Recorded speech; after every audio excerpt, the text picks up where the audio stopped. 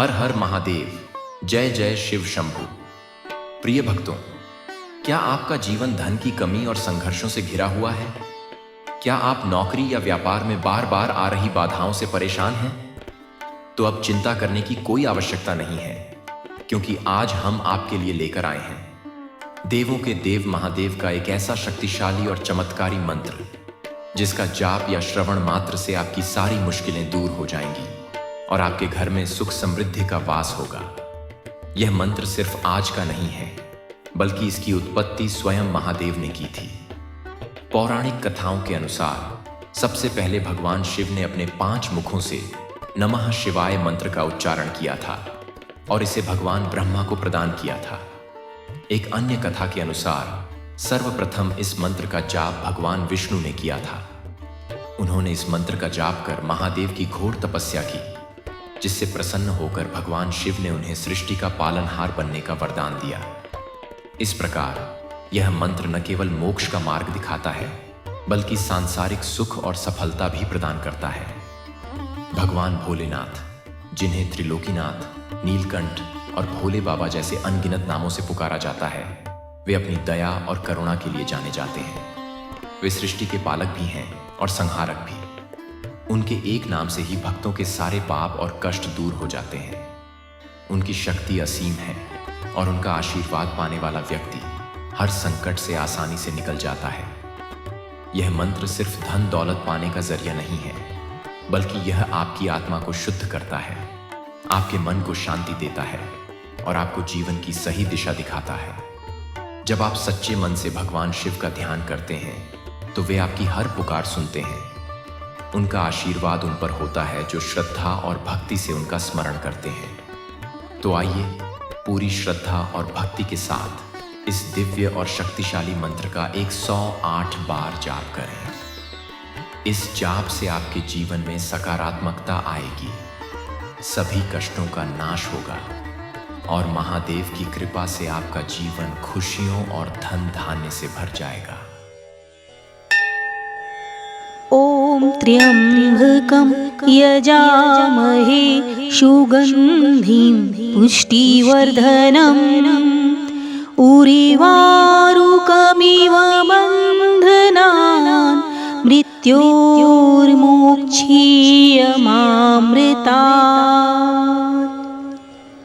ॐ त्र्यम्बकं यजामहे सुगन्धिं पुष्टिवर्धनम् उर्वारुकमिव बन्धनान् मृत्योर्मोक्षीयमामृतात्।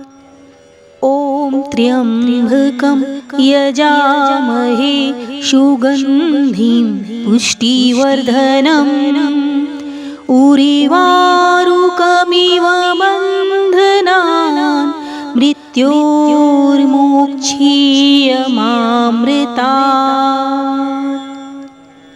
ॐ त्र्यम्बकं यजामहे सुगन्धिं पुष्टिवर्धनम् उर्वारुकमिव बन्धनान् मृत्योर्मोक्षीयमामृतात्। ॐ त्र्यम्बकं यजामहे सुगन्धिं पुष्टिवर्धनम् उर्वारुकमिव बन्धनान् मृत्योर्मोक्षीयमामृतात्।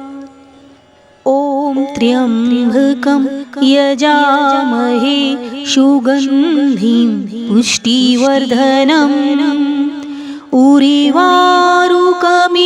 बन्धनान् मृत्योर्मोक्षीयमामृतात्।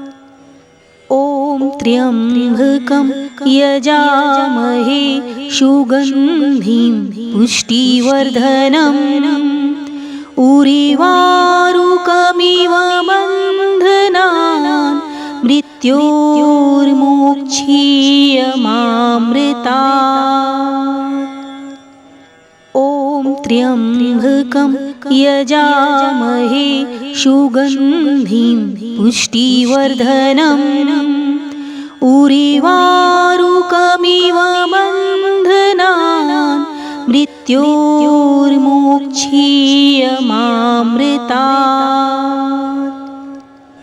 ॐ त्र्यम्बकं यजामहे सुगन्धिं पुष्टिवर्धनम् उर्वारुकमिव बन्धनान् मृत्योर्मोक्षीयमामृतात्। ॐ त्र्यम्बकं यजामहे सुगन्धिं पुष्टिवर्धनम् उर्वारुकमिव बन्धनान् मृत्योर्मोक्षीयमामृतात्। ॐ त्र्यम्बकं यजामहे सुगन्धिं पुष्टिवर्धनम् उर्वारुकमिव बन्धनान् मृत्योर्मोक्षीयमामृतात्। ॐ त्र्यम्बकं यजामहे सुगन्धिं पुष्टिवर्धनम् उर्वारुकमिव बन्धनान् मृत्योर्मोक्षीयमामृतात्। ॐ त्र्यम्बकं यजामहे सुगन्धिं पुष्टिवर्धनम् उर्वारुकमिव बन्धनान् मृत्योर्मोक्षीयमामृतात्। ॐ त्र्यम्बकं यजामहे सुगन्धिं पुष्टिवर्धनम् उर्वारुकमिव बन्धनान् मृत्योर्मोक्षीयमामृतात्। ॐ त्र्यम्बकं यजामहे सुगन्धिं पुष्टिवर्धनम् उर्वारुकमिव बन्धनान् मृत्योर्मोक्षीयमामृतात्।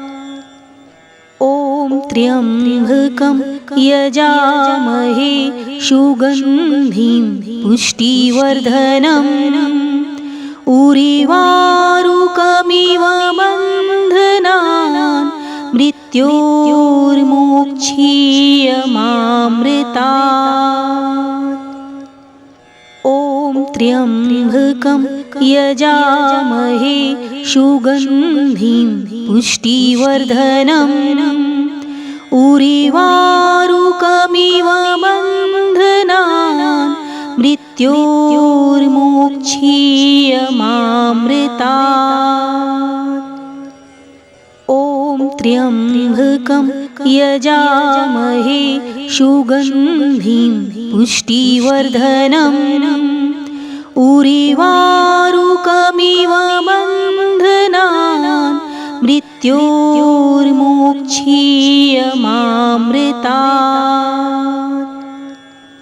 ॐ त्र्यम्बकं यजामहे सुगन्धिं पुष्टिवर्धनम् उर्वारुकमिव बन्धनान् मृत्योर्मोक्षीयमामृतात्। ॐ त्र्यम्बकं यजामहे सुगन्धिं पुष्टिवर्धनम् उर्वारुकमिव बन्धनान् मृत्योर्मोक्षीयमामृतात्।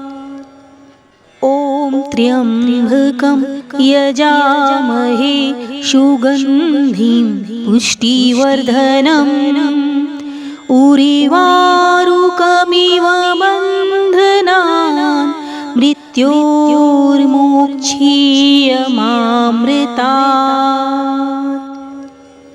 ॐ त्र्यम्बकं यजामहे सुगन्धिं पुष्टिवर्धनम् उर्वारुकमिव बन्धनान् मृत्योर्मोक्षीयमामृतात्।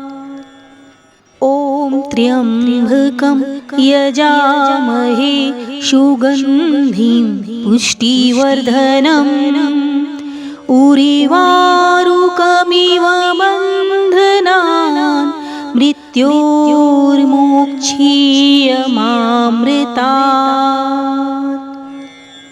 ॐ त्र्यम्बकं यजामहे सुगन्धिं पुष्टिवर्धनम् उर्वारुकमिव बन्धनान् मृत्योर्मोक्षीयमामृतात्। ॐ त्र्यम्बकं यजामहे सुगन्धिं पुष्टिवर्धनम् उर्वारुकमिव बन्धनान् मृत्योर्मोक्षीयमामृतात्। ॐ त्र्यम्बकं यजामहे सुगन्धिं पुष्टिवर्धनम् उर्वारुकमिव बन्धनान् मृत्योर्मोक्षीयमामृतात्। ॐ त्र्यम्बकं यजामहे सुगन्धिं पुष्टिवर्धनम् उर्वारुकमिव बन्धनान् मृत्योर्मोक्षीयमामृतात्। ॐ त्र्यम्बकं यजामहे सुगन्धिं पुष्टिवर्धनम् उर्वारुकमिव बन्धनान् मृत्योर्मोक्षीयमामृतात्। ॐ त्र्यम्बकं यजामहे सुगन्धिं पुष्टिवर्धनम् उर्वारुकमिव बन्धनान् मृत्योर्मोक्षीयमामृतात्। ॐ त्र्यम्बकं यजामहे सुगन्धिं पुष्टिवर्धनम् उर्वारुकमिव बन्धनान् मृत्योर्मोक्षीयमामृतात्। ॐ त्र्यम्बकं यजामहे सुगन्धिं पुष्टिवर्धनम् उर्वारुकमिव बन्धनान् मृत्योर्मोक्षीयमामृतात्। ॐ त्र्यम्बकं यजामहे सुगन्धिं पुष्टिवर्धनम् उर्वारुकमिव बन्धनान् मृत्योर्मोक्षीयमामृतात्। ॐ त्र्यम्बकं यजामहे सुगन्धिं पुष्टिवर्धनम् उर्वारुकमिव बन्धनान् मृत्योर्मोक्षीयमामृतात्। ॐ त्र्यम्बकं यजामहे सुगन्धिं पुष्टिवर्धनम् उर्वारुकमिव बन्धनान् मृत्योर्मोक्षीयमामृतात्। ॐ त्र्यम्बकं यजामहे सुगन्धिं पुष्टिवर्धनम् उर्वारुकमिव उरीवारुकमिव बन्धनान् मृत्योर्मोक्षीयमामृतात्। ॐ त्र्यम्बकं यजामहे सुगन्धिं पुष्टिवर्धनम् उरीवारुकमिव बन्धनान् मृत्योर्मोक्षीयमामृतात्। ॐ त्र्यम्बकं यजामहे सुगन्धिं पुष्टिवर्धनम् उरीवारुकमिव बन्धनान् मृत्योर्मोक्षीयमामृतात्। ॐ त्र्यम्बकं यजामहे सुगन्धिं पुष्टिवर्धनम् उरीवारुकमिव बन्धनान् मृत्योर्मोक्षीयमामृतात्। ॐ त्र्यम्बकं यजामहे सुगन्धिं पुष्टिवर्धनम् उरीवारुकमिव बन्धनान् मृत्योर्मोक्षीयमामृतात्। ॐ त्र्यम्बकं यजामहे सुगन्धिं पुष्टिवर्धनम् उरीवारुकमिव बन्धनान् मृत्योर्मोक्षीयमामृतात्। ॐ त्र्यम्बकं यजामहे सुगन्धिं पुष्टिवर्धनम् उरीवारुकमिव बन्धनान् मृत्योर्मोक्षीयमामृतात्। ॐ त्र्यम्बकं यजामहे सुगन्धिं पुष्टिवर्धनम् उरीवारुकमिव बन्धनान् मृत्योर्मोक्षीयमामृतात्। ॐ त्र्यम्बकं यजामहे सुगन्धिं पुष्टिवर्धनम् उरीवारुकमिव बन्धनान् मृत्योर्मोक्षीयमामृतात्। ॐ त्र्यम्बकं यजामहे सुगन्धिं पुष्टिवर्धनम् उरीवारुकमिव बन्धनान् मृत्योर्मोक्षीयमामृतात्। ॐ त्र्यम्बकं यजामहे सुगन्धिं पुष्टिवर्धनम् उरीवारुकमिव बन्धनान् मृत्योर्मोक्षीयमामृतात्।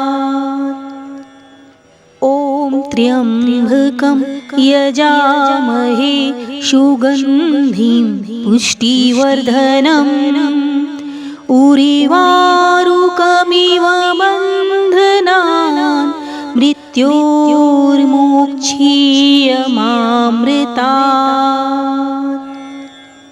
ॐ त्र्यम्बकं यजामहे सुगन्धिं पुष्टिवर्धनम् उरीवारुकमिव बन्धनान् मृत्योर्मोक्षीयमामृतात्। ॐ त्र्यम्बकं यजामहे सुगन्धिं पुष्टिवर्धनम् उरीवारुकमिव बन्धनान् मृत्योर्मोक्षीयमामृतात्।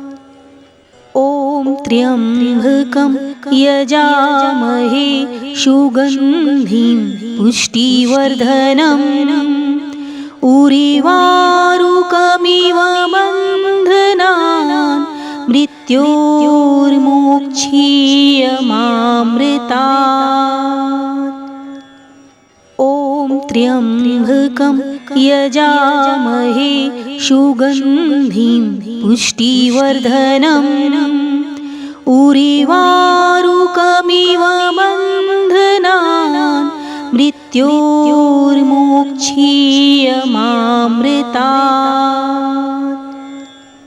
ॐ त्र्यम्बकं यजामहे सुगन्धिं पुष्टिवर्धनम् उर्वारुकमिव बन्धनान् मृत्योर्मोक्षीयमामृतात्।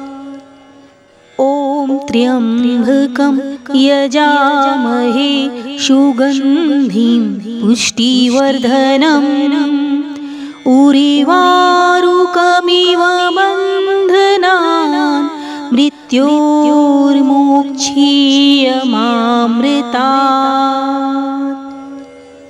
ॐ त्र्यम्बकं यजामहे सुगन्धिं पुष्टिवर्धनम् उर्वारुकमिव बन्धनान् मृत्योर्मोक्षीयमामृतात्।